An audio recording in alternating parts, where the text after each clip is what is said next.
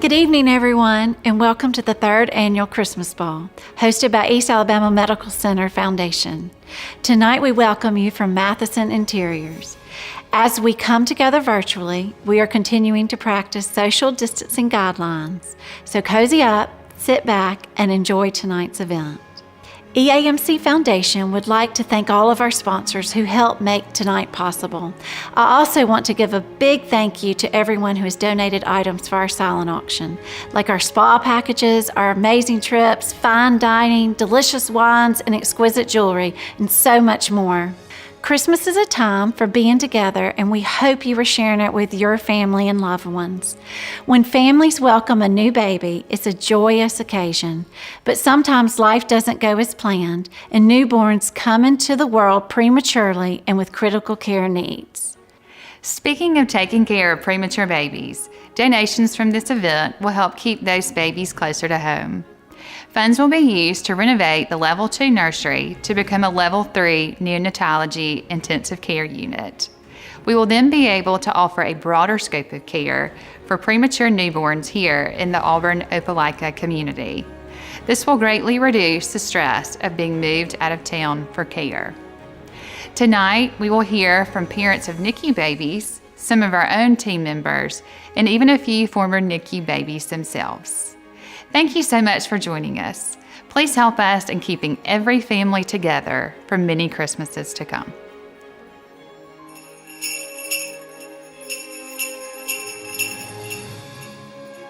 Gianni is my third kid, but we had difficulty having him. I finally got pregnant with him, super excited, all went great. But when it came to delivery, everything went fine. It was super quick. They wrapped him up, the nurse came and checked him, and immediately she called another nurse. And another nurse came and looked at him, she called someone else, and they came and looked at him, and they were like, we're gonna have to take your baby to the special NICU. He ended up getting airlifted to UAB. So he was there for 15 days, which in our world felt like forever. And we couldn't touch him for the first week. So I get to sit with him all day, but I can't hold my baby, I can't change my baby. He cries, I have to wait for a nurse to come and get him. As a parent, it hurt because, you know, I just want to take care of my baby and I couldn't. The nurses and doctors at EAMC talked me through everything. They explained every minute of what was happening to him. I was freaking out when they took my baby away.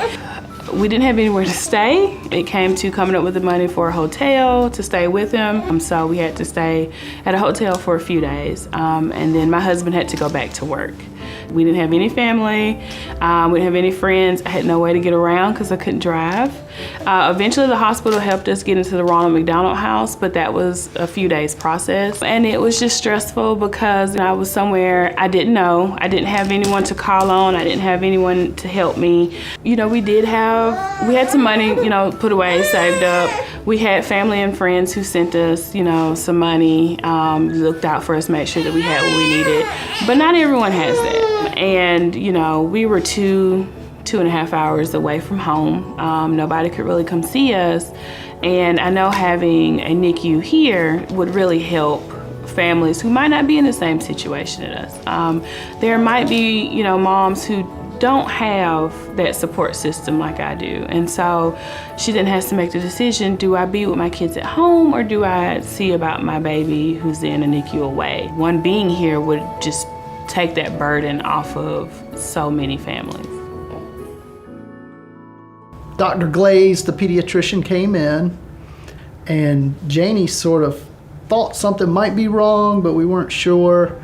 And he sat down and said James had an obstruction and that a helicopter was going to come and get him and take him to Birmingham, to Children's Hospital. And they wheeled him in this big incubator thing, and that was a little bit shocking to see after just holding him moments before. My first thought was, who's going to take care of the other children while we're gone? I immediately went home to get all of the things we needed to go to Birmingham, and you're worried about the baby, but I was also having to make plans for who's going to stay with the other two kids. He was born in December, so children's programs were taking place at our other two children's school. They would not understand if we were not at their children's programs. We get a call from our oldest son, and he's expecting us to be at his Christmas program the next morning.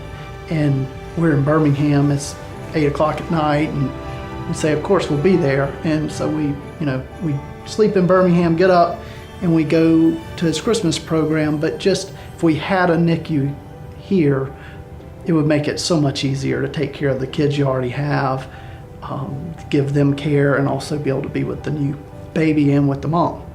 I guess I didn't realize we didn't have that to begin with before we had our experience with James. I think Auburn, Opelika area would be so proud to be able to serve their community in this way where children can be taken care of here on site and not have to go out of town, whether it's Montgomery or Birmingham.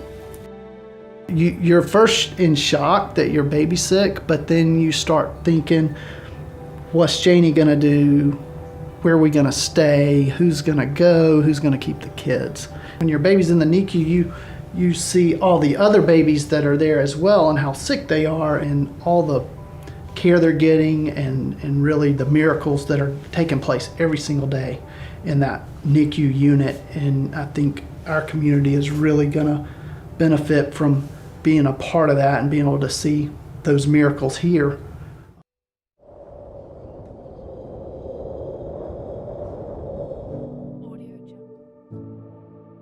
Put yourself in the life of an expectant mother. All of a sudden, your world can get upended because the babies come in prematurely, may need specialized intensive care that doesn't exist in the East Alabama area.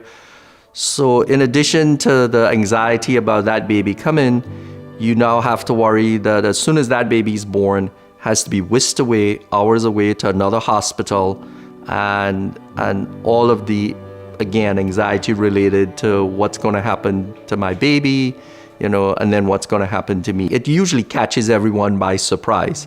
So there's no time typically for grandparents to arrive ahead of time. It's important to have that support, and a lot of people don't have that support at that point in time. So having that all come together where you don't have to worry about your newborn being somewhere else, a parent having to go somewhere else, and having a whole community, friends, neighbors, church members, others who can help support right here locally is a game changer. Our middle child had to be delivered a month prematurely.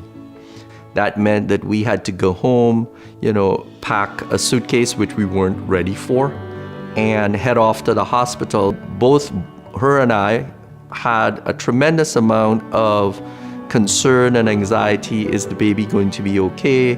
Is this going to work out well? You know, what happens next? There's still so much unknown.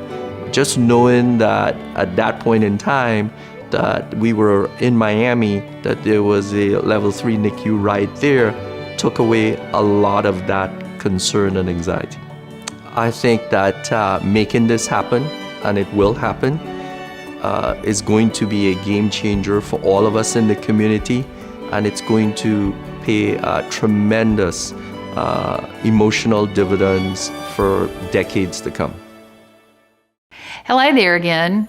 We want to be sure everyone downloads tonight's program at the link below to check out all of our silent auction winners.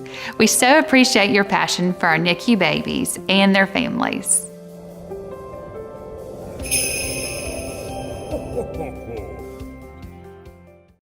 Hillary's water broke at, 31 weeks? 30 weeks. 30 weeks. We kind of knew at that point in time we were heading towards the NICU. Very often when we needed to send a baby to the NICU, it meant that mama was still a patient herself. And so mama was here and sort of stuck here while baby was going down the road. We went to the hospital at 32 weeks exactly. I was automatically having to think about, what if my babies are separated? What if one of them has to go to one hospital and the other one has to go to another, and I'm here and they're alone? You don't have a plan for those hotel rooms, for the meals out you're gonna have to eat. And the thing people don't think about is when you've got, a full-time parent working, and then you've all of a sudden got the other parent having to go spend 24/7 in a hospital or 24/7 in a hotel. Well, now you've got childcare for your other children. There's so many costs that are not covered through insurance. It's just draining both emotionally and financially. Parents can't afford to travel and stay in motels and eat out. Grandparents can't support them. Friends and family can't support them. A lot of families that are stuck with a baby in the NICU for a long period of time are having to do like GoFundMe campaigns, things like that to raise money because they have to be out of work. The toll that it takes on them is pretty severe, and something that we could avoid if we had a NICU at the hospital for the baby to stay in. Having something local, again, really makes it where you can go see your baby in the NICU, take care of what you need to, and then take care of your family at home. We definitely need, I think, an NICU here. We have an increasing number of births from year to year. We're up to close to 2,300 a year at this point in time. And we're in an area of the state that has one of the highest prematurity rates. It was really born out of a need, and that's really how we develop any new service here, as we look at what the community needs. If we had a NICU baby center here, parents wouldn't have to be so far from the child. They could just stay here in Auburn. We're able to say, your baby can stay here. We can care for your baby right here. So it's like giving them that extra security of knowing they don't have to be separated from their family or from their baby. Having a facility here that can keep mothers and babies together, no matter what the scenario is, would be such a blessing to parents and to families here. They could have less disruption in their family for their significant others or for other children that may be at home. And then also there's less financial burden. Just being in your local community where you've got your church, your neighbors, the community to support you is just priceless. Some babies don't require special care, but when they do, what a blessing to have it right here. The equipment is expensive. The construction of the facility is expensive.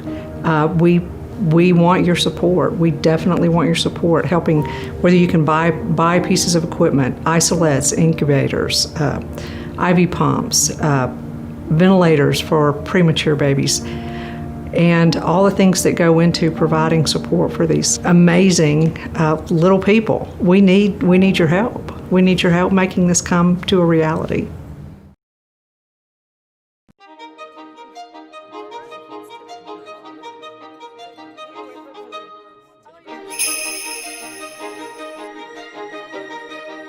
A big difference between a baby staying in our special care nursery at EAMC and a level 3 NICU is really the amount of time.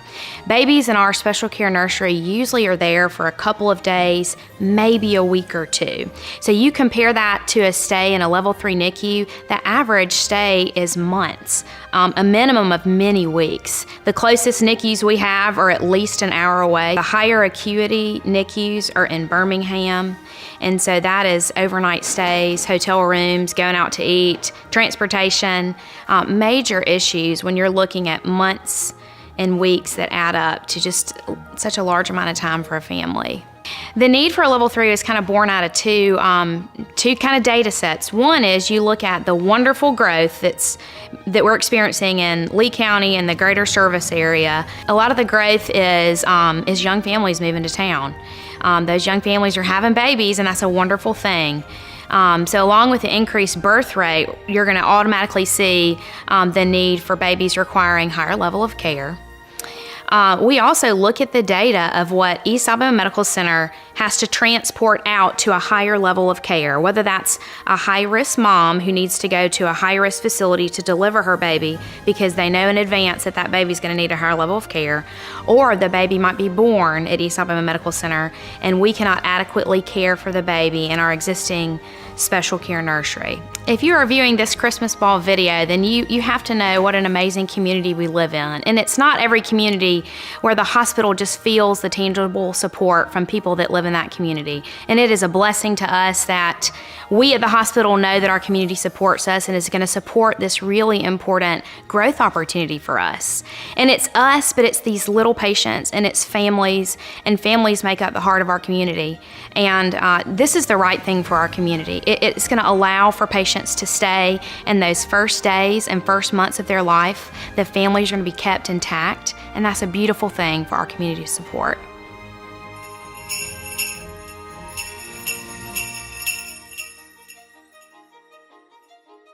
The earliest story I was ever told was probably that they just had so much love for me because initially they didn't get to hold me and they didn't get to have that connection whenever I was born. You know, you wait 9 months to meet something that you love so much and you thought that you would get to see them, and to have that kind of ripped away from you is really hard, especially whenever I was flown to Birmingham, Children's in Birmingham.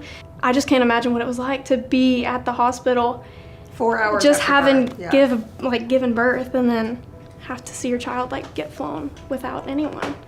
We had a little bit of distress. We had to have an emergency C-section. She was born at 2 o'clock in the morning, and she was on a jet at 6:40 in the morning. They made that call. So they flew a jet down from Children's Hospital, and my doctor said, you're not going anywhere. So my husband had to choose between, should he stay here with his wife who's just had, a major surgery, or should he go be with the baby? And of course I said, you absolutely get in the car and go with you. So he and his mother went to Birmingham, and my mother stayed here with me.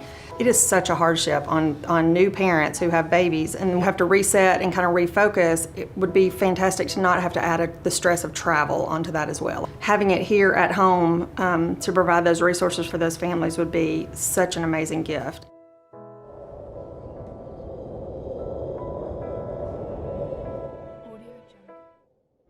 As you have all heard, the need is great. Families being separated from babies born prematurely is a true hardship, but also something we can solve together. For all who have bid on silent auction items, please remember to download the program below, and we will be in touch with winners soon regarding a pickup of your auction items. Thank you for supporting EAMC and helping us offer a broader scope of care to families. With your help, we can keep babies close at home.